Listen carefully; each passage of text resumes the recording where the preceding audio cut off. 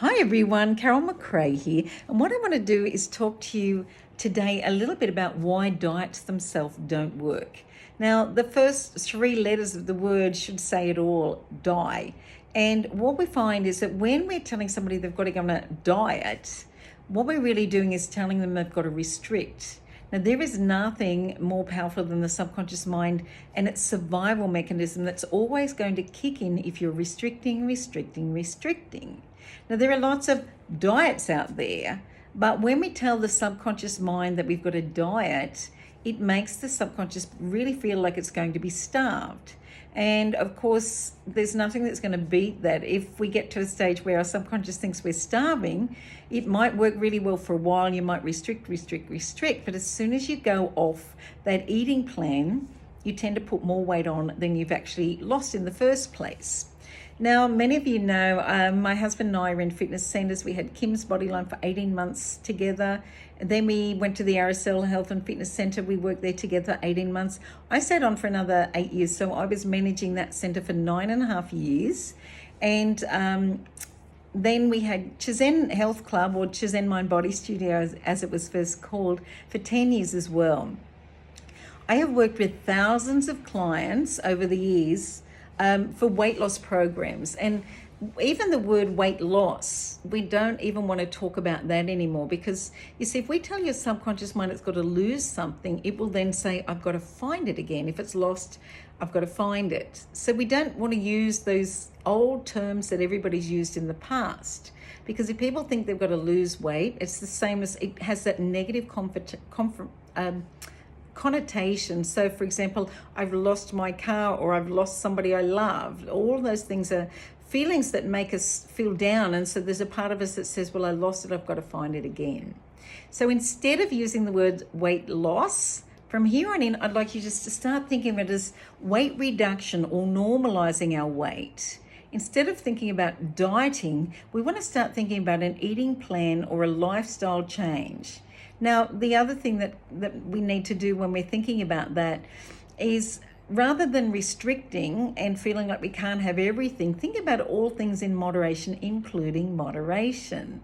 And thinking about the foods that are going to help us feel good, rather than just thinking, I can't eat this and I can't eat that. See, the subconscious mind does not understand the word don't or can't, so that's a negative. What we want to do is talk about what we do want and what we can eat. So we can talk about, I am moving towards my ideal weight, shape and size. I'm slim, I'm healthy, I'm gaining more energy. The foods that I eat are full of energy, vitality and nutrition. And as we start thinking more like a slim person rather than an overweight person, we start to realize there's a whole different mentality. You see, people that are overweight have this mentality of instant gratification, basically, because most people that eat too much eat too fast. And what we realize, in fact, is that we've got this inbuilt mechanism, and it's a survival technique from our our ancient ancestors, when they caught a lion, or when they caught they caught a deer or whatever. When they found food, they had to eat it fast so that they could survive. And it was well within their rights to put that weight on. They needed to eat foods that would bulk up and give them fat, because that fat might have to last them for a week before they get another bit of food. So when we understand the psychology of and the way that the body works, the body has not caught up with our modern habit of eating all these refined carbohydrates and sugars and starches, things that are really storing the weight on. And when we start to tune into the way the body really works, we want to make a friend of our appetite rather than an enemy. You see, most of us that have been on diets have thought of the food as our enemy. We think of all the things we can't eat. And that makes us feel like, oh, well, why shouldn't I? And we want to rebel sometimes. But you see, when we're eating like that, we're really eating... the way an overweight person eats, we're eating for instant gratification. And what I want you to do is think about it. Instant gratification means that we're just thinking about how good that food's going to taste for the 30 seconds or whatever it takes to get in through our tummy and through our lips and the taste of it and the texture. So think about what it is you think of when you're looking at food. Do you think of just the colors or the foods or the taste, the texture, the sweetness, the sugar rush you're going to get? You see, if you're an overweight person and you've got that mentality, you tend to eat fast, just like our ancestors used to survive. But when you're thinking more like a slim person, I want you to slow down around your food, and I want you to think about the look of the food, the smell of the food, the taste of the food, the texture, the colors, all of those things. But you see, that the taste is just a tiny little part of that whole overall experience. And when we're using slim thinking, we're thinking about how's that going to feel, in 15 minutes? How's it going to feel in half an hour when the blood sugar's gone up? But it's always followed by a fall. So it means that as we start thinking like a slim person, we'll tend to eat more slowly. We'll be thinking about long-term satisfaction, not short-term gain. We'll have impulse control. And as we eat more slowly, we squeeze as much enjoyment as we can out of every morsel. But by eating more slowly, we're much more likely to eat more of the right things that give us energy rather than steal it from us. And we'll be thinking about how's that food going to feel in 20 minutes, in an hour, in 3 days. So with slim thinking, what we do is we make the choices from a whole different part of the brain. And so we're not thinking about, oh gosh, that's going to taste great, but I'm going to feel really tired when my blood sugars drop down in 20 minutes. We're thinking about how good am I going to feel when I've got this energy and vitality and this sharp mind to do the things I want to do. And as we make a friend of our appetite instead of an enemy, we tend to eat when we're hungry, but we stop when we're satisfied. And by slowing down around eating, we'll be able to do that a whole lot more. So there's lots of reasons people eat and put weight on, and most of them are not to do with the food. They're mostly to do with our emotions.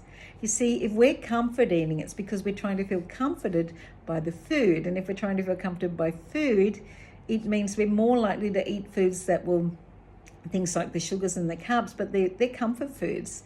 But it's because we're trying to feel comforted by the food, and we want to feel comforted if we're feeling anxious. So from here on in, another little key to successful weight reduction and normalizing of your healthy weight is to really check in with the way you're feeling around that eating time. Instead of, if you think you want to eat food, before you just go and grab the first thing, you might stop and ask yourself, what am I really feeling? Is this physical hunger or emotional hunger? You see, physical hunger is a slow, gradual build-up, and it's caused by low blood sugar, whereas emotional hunger pounces on you really suddenly when you've had a row with somebody perhaps, or when somebody reminds you of something sad, or you're feeling anxious or stressed. And in the past, you might have been programmed as a child, perhaps if you've fallen over and hurt your knee and mum says, here, have this biscuit or have this chocolate. So you start to feel the comfort in that food. But I want you to remember there's no amount of food that's going to satisfy an emotion.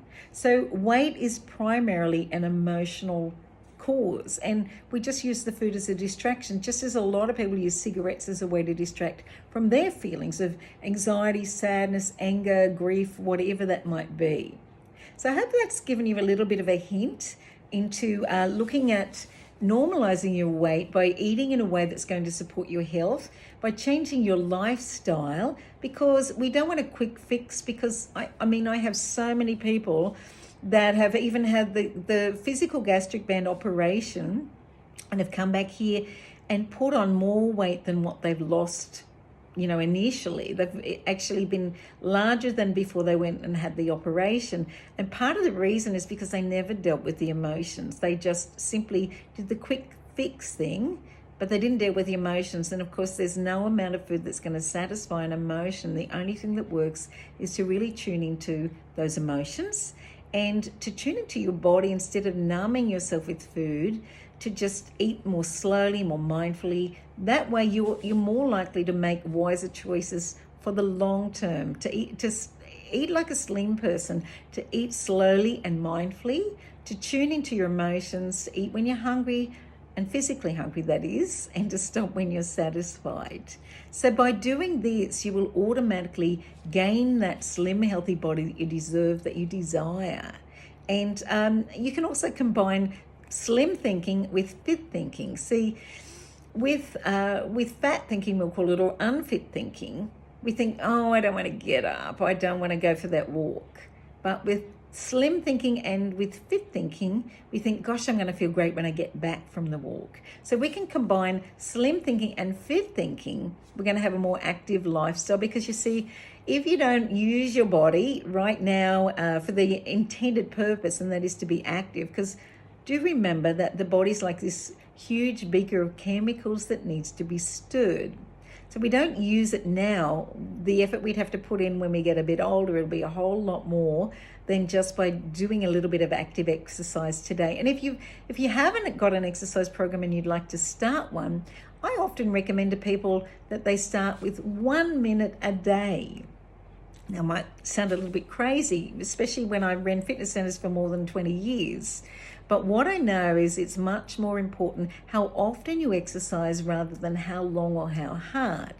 Because we know it's always been the first minute that's gotten in the way anyway. So if you can make a commitment to yourself to do a minimum of 1 minute exercise a day, you will start a new habit. And pretty soon you'll say, you know what, I feel like I'm going to do 2 minutes or 5 minutes. And pretty soon that might become 20 minutes. And that way you'll find that this will just be a nice, easy way to gradually get you into learning how to become more active and using your body for its intended purpose. So diets don't work, lifestyles work. And lifestyle changes need to be something that you can maintain. So instead of grabbing that biscuit or that chocolate, think about what you can do instead. And that might be, every time I get a feeling that I want food, I'm going to check in firstly and find out if I'm physically hungry, and most of the time I'll find I'm not. And if you're not physically hungry, of course, it's not appropriate to eat. And if you are physically hungry, it is appropriate to eat, but you'll be eating more slowly and mindfully. So instead of eating food, you might, or the same as people that are trying to quit smoking, you might find an alternative instead. Instead of grabbing food when you're not physically hungry, you might say, you know what, I'm going to go grab a glass of water, because dehydration is another reason people feel physically hungry. So there are lots of different little triggers that have got these wires that are crossed in our subconscious mind and in our neural pathways in our brain. So by really learning to tune into your body and making a friend of your appetite, you'll find you'll be managing your weight and you'll be moving into a much healthier lifestyle that can be sustained and maintained long term. So they're my little tips for today, guys. And don't forget, with 5-path hypnosis, the whole part of that, the whole understanding of 5-path is that we want to really clear away the emotions. It's not just a band-aid. It's not just telling you what you should do or you shouldn't do, but it's about clearing away the blockages that have stopped you from being successful in the past. So instead of focusing on what you don't want, you start to really focus on what you do want and use that mind to create an image of you at your ideal weight, shape, and size, with more energy and vitality, doing the things that you love to do. So have a great day, guys, and I'll be talking to you soon with some more helpful hints and helpful tips. Love and blessings to all.